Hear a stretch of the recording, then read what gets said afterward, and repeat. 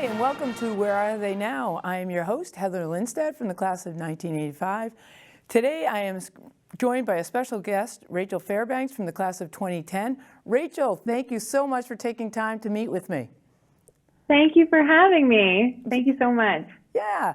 So the whole thing about getting into the arts and those kind of things, and I know you're doing some fabulous things, but let's go back to high school and joining the ranks at Chelmsford High School. And how was that whole thing? I mean, even before you get to the high school, were you already involved in the arts, or where did this come from? Yeah, absolutely. I mean, I grew up dancing with the Dancing Center Unlimited in Chelmsford. And my parents are big fans of rock music. And so I grew up singing a lot around the house. And then in middle school, in sixth grade, my neighbor encouraged me to audition for The Wizard of Oz, which was McCarthy Middle School's musical that year. And I got Dorothy, and I just got bit by the theater bug, as they say. And it was just from there on out, I knew that it was something that I wanted to be a major part of my life. Sixth grade, and you got the lead as Dorothy. Yeah, I was very lucky. It was surprising. I could have never expected it. I think I auditioned with a song that we were singing in chorus and at the time, so I didn't even have like a proper audition song or anything like that, but it was just meant to be. So tell me about that, though. I mean, the confidence level, where did that come from? I mean, do you get to just, is it just a feeling in that you don't even realize that there's an audience? Or, I mean, especially as a sixth grader. I think I've always had a lot of nerves, of course. I mean, but my mom always told me that if you're nervous, that just means that you care. And I just find so much joy in telling stories and bringing an audience into the story and feeling the push and pull of the energy between the orchestra and the audience and my fellow company on stage and all the people that work backstage whom without the show wouldn't even be possible. And then all the people front of house, the energy and how all those people come together to tell one story has always been something that I've just loved. But I definitely get nervous. Oh, I get so nervous. I mean, I'm more nervous, I think, when I'm singing in front of a couple people than I am in front of a big house, because you really can't see very much when you're up on stage and all the lights are in your face. Yeah. So did you, from sixth grade and after that, were you taking singing lessons as well, or did you just always have the vocals? My parents did encourage me to take voice lessons, so I did take voice lessons. But when you're that young, your voice is still really developing. So voice lessons is really just to gain confidence, practicing different styles and things like that. But I was always singing around the house. Yeah. So we had that plus dance and then doing the shows at school. Yeah. So you knew from the get-go, and then you get to Chelmsford High, and let's not kid ourselves. We've had some incredible people graduate from Chelmsford High, and obviously we have the Art Performing Center now. And was that a little nerve-wracking though too? I mean, you were growing and moving with them, but when you're in as a freshman, right, and you've got some seniors ahead of you and those kind of things. So how was that? And I mean, obviously you had mentors and stuff, but how was that? I mean, of course, when you're auditioning for the first time, anytime that I audition, really, it's very nerve-wracking, especially as a freshman. You come from middle school, and I got to play some really fun roles at McCarthy, but I had no expectations when I came to CHS. I just kind of expected to be in the ensemble or be a part of it in any way. I just knew that I wanted to be on the stage with everyone and to be able to play Cosette and Les Miserables was just, I mean, I guess Mrs. Cochran and Mr. Rondina just really saw something in me, and I'm very thankful to them for giving me the chance so early on to play a role, which was a big confidence booster. Yeah, But and obviously they know, they've been around, and they were around to kind of judge and those kind of things. But when you're building that, it's like building a team, right? And so was that a nice stepping stone for you to meet other students and kind of be a part of a team and encouragement from others? How was that? Totally. I mean, I made lifelong friends. I mean, John Michael Breen, and Gwen Strafer at the time. The three of us, Christina Kent, and all their maiden names, of course. Yeah. We all kind of grew up together. And Gwen was from Parker, but then once we were all in the same school together, we just formed such a great bond. I just had the best support system, you know, and of course my other friends, Ashley Maliga and Carolyn McNair, who were always my biggest cheerleaders. And it was pretty amazing. And of course, Katie McCumber, who now works in New York City in theater still, and John Michael Breen is in New York. And so I made a lot of connections with people that I've stayed friends with for my life.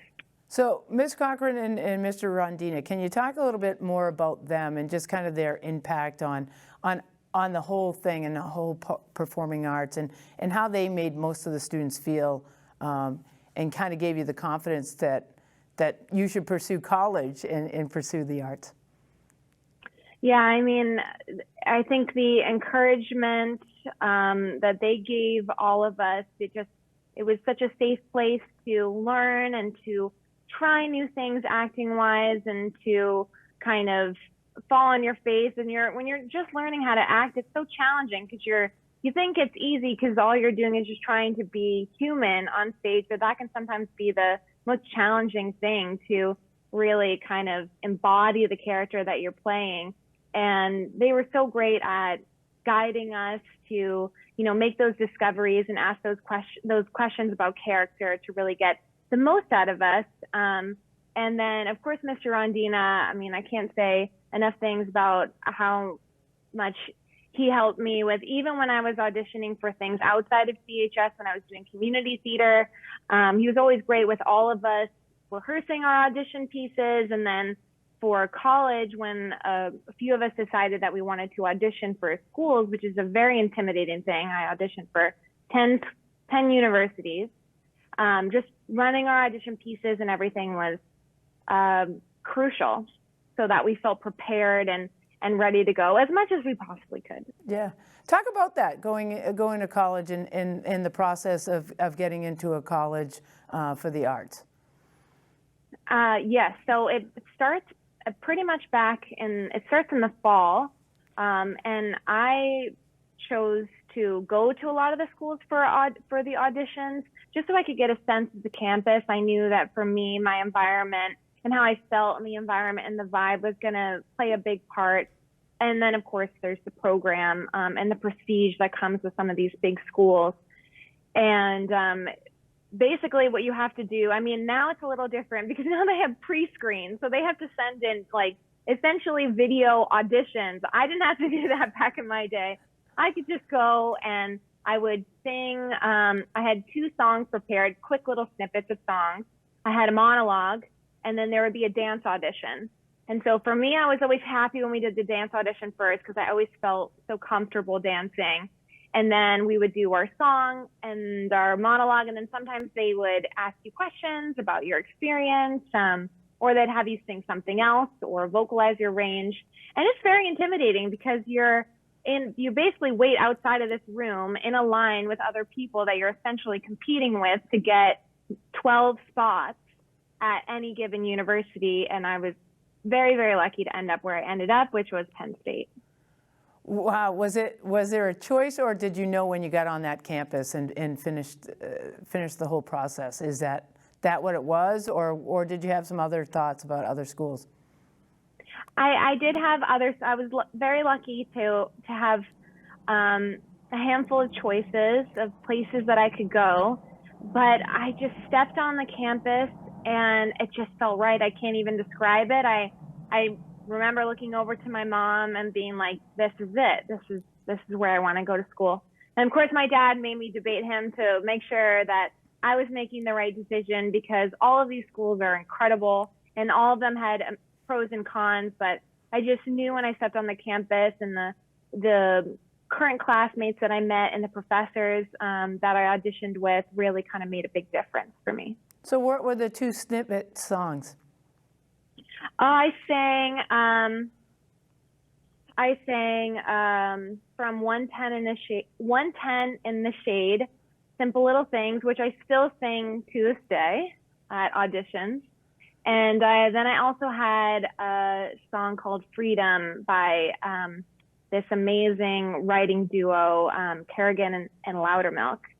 And then I had a monologue that from a play called Hold Please that I found in a monologue book. My mom and I sat in the monologue aisle, the theater aisle of Barnes and Noble, and we just pulled down a bunch of monologue books and scripts and scanned it for any monologues that we think could possibly work. And we found that one, and we were like, okay, that one will work for now. So it sounds like your mom has been your coach. Did she have any background in the theater or anything, or just truly a mom?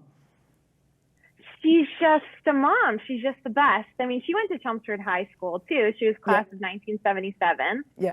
And I think my parents are amazing. They have always, put my brother and my activities and passions first, and really encouraged us to really go all in with whatever activities that we were really excited about.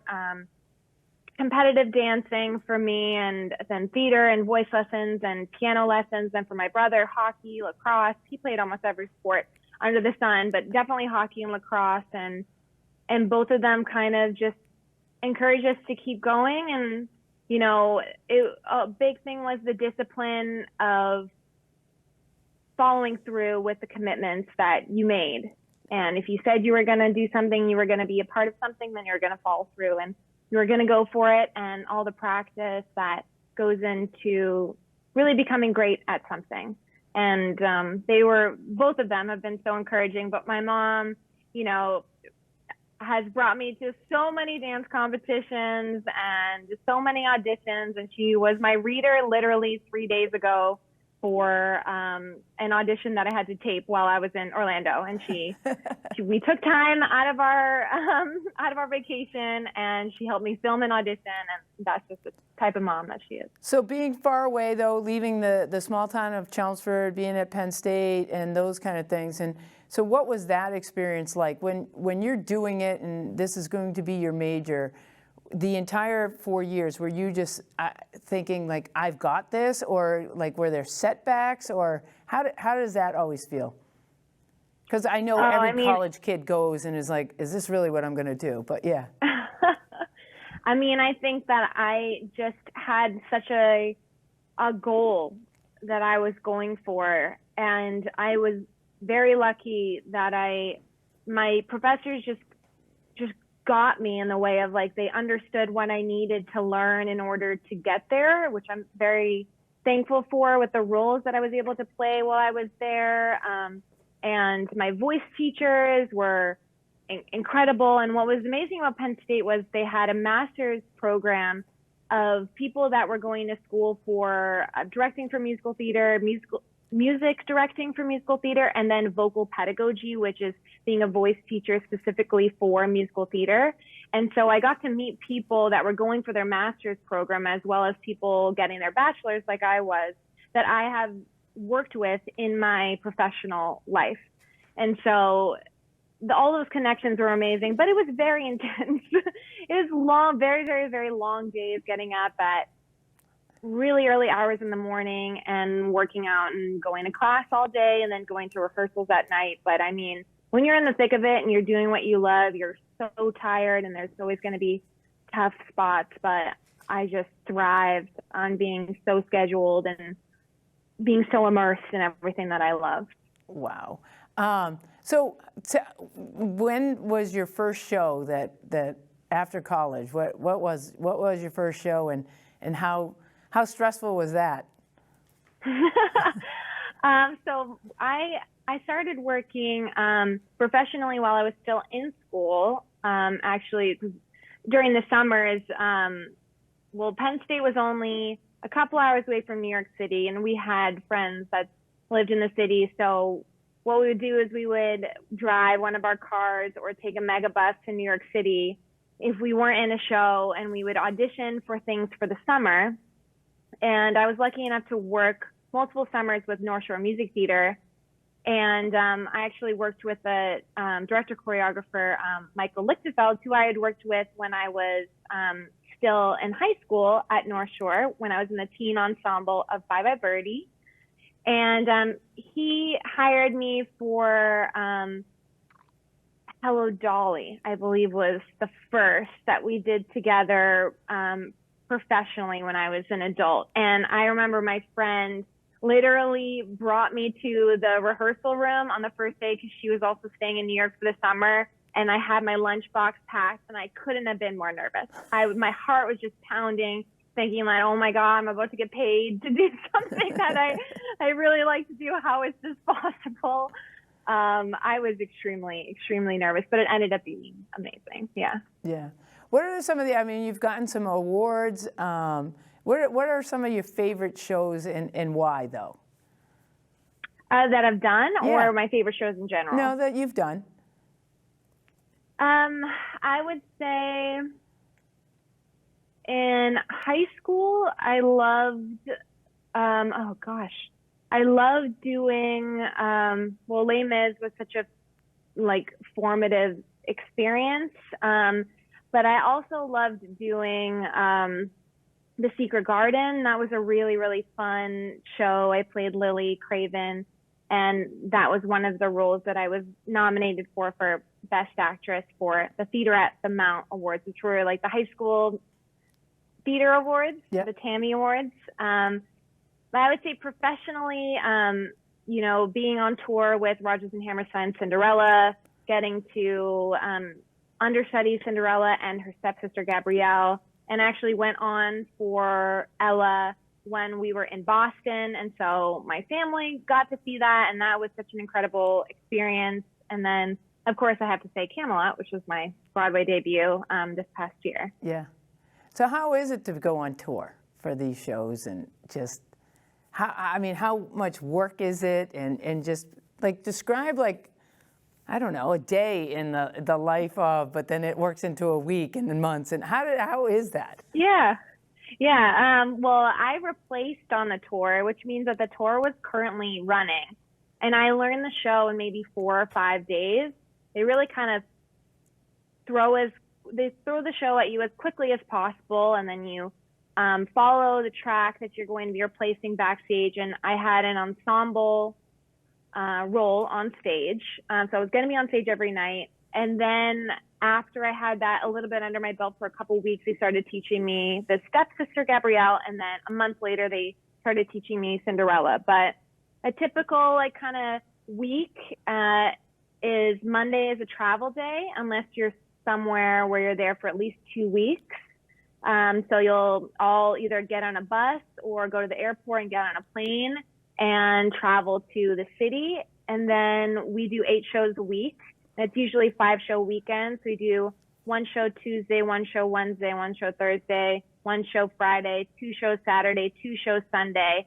And then you'd have to make sure you were fully packed up and ready to go, because Monday morning early, you'd have a bus call, and then you'd go off to the next city. But you'd have most of your days open except for 1 to 2 times a week. You would have understudy rehearsal with the stage management team and the dance captains, where you would get to rehearse your roles that you were understudying or covering. So all of the swings and the covers would be there, and then you kind of take turns. I would be Ella one day, and then later in the week I'd be Gabrielle, and I'd be helping the other Ella cover. And so it's a rather busy experience, but I was young, right out of college when I went on tour, and so you got a lot of energy, and you're in new cities every week, and it's really fun. Yeah. So right now, what are you up to right now? So right now, I'm living in the city with my husband, Odami, and where we have a small business together called Spark and Edge, and we sell fandom-inspired clothing. So I run my business, and I audition, and I take class. So I try to take class at some of the big dance studios in the city, which is either Broadway Dance Center or anything like Broadway Dance Center or Steps on Broadway. Of course, Steps on Broadway. And then I try to take voice lessons whenever I can. And then I'm just auditioning. So I'll sometimes, depending on the week, sometimes I'll be auditioning like a couple times a week. Sometimes I'll go to 2 or 3 auditions in one day. And then we'll see what happens. Yeah. Do you have anything going on soon that everybody can come down and see you do? Well, I am going to be doing a couple shows up in Canada. I will be doing Kiss Me Kate, playing Lois / Bianca, and I'll be doing White Christmas up in Canada as well, playing Judy Haynes. That's really exciting. Wow! Congratulations on that. Thank so talk you. more Thank about you. the how you squeeze in a business. How does that? Where did that come from? Just taking time from everything else you do. Well, what's nice is we kind of, because it's my business, I don't have clothes that I'm continually selling. We work on kind of a drop model.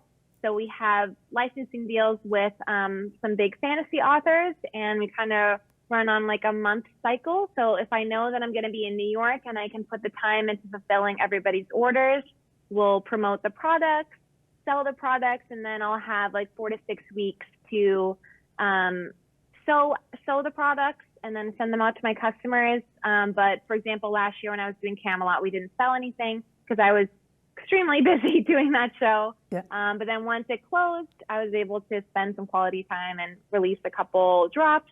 And then we went to Disney, and now we'll see how the year shakes out. You have an incredible story, and it is so fun. When so I'll flash you back to Chelmsford. When you got the call to be in that you're a Hall of Famer, what was that like? I mean, here you are, and you've had all this incredible success and those kind of things, but it sounds like Chelmsford is still very special to you. And how was that to feel to get the call to be in the Hall of Fame? I mean, I think that I'm sure if you talk to a couple different people that have been in that position, that you go through the thought process of like, I don't like, why me? You know, why me? But it's such an honor. I mean, I have cousins that went to Chelmsford High, and my family's still really rooted in the community. And so to get that call, it's just very cool, and my parents were excited, and my brother was like, "You're a Hall of Famer." I was like, "What?" I was like, "Oh, yes, yeah. If you say it that way, it does sound pretty cool." Yeah, I was very, very thankful, very. And coming from an shocked. athlete, as your brother is, like to be called a Hall of Famer, is that? I mean, it's kind of special, and that's what's special about Chelmsford, right? That to recognize greatness in something in your academics and in the arts and those kind of things. It's kind of an incredible feeling, right? Because I think some people think, well, I do all these great things, but it's not noticed. Was that? Totally. I mean, you don't think that I think back about everything that I did at Chelmsford High School and all the experiences that I have, and you don't really think about the lasting impact of it all. You're just trying to live in the moment and enjoy it all. And I think that, I was so forward thinking of getting to Broadway and just enjoying time with my friends and making sure the show went well, and to be recognized for what I did while I was at Chelmsford High School. And I mean, it's just very cool. Yeah. Well, I've totally enjoyed it. I could probably go on and on for forever, but the show has to end. So as you know, the shows have to end once in a while. So exactly. I'm wishing you more success, and if I'm in Canada, which I am sometimes, Yeah. that would be wonderful to see you. But congratulations. Please keep us informed on what you're doing. And thank you so much for being Thank you so here. much. Thank you. Thank you for having me. Oh, thank you, everybody, for joining in. That was Rachel Fairbanks, class of 2010. What a wonderful person to meet, and we should all be following her. So thank you, everybody, for tuning in. This is Where Are They Now? And I will see you back here sometime soon.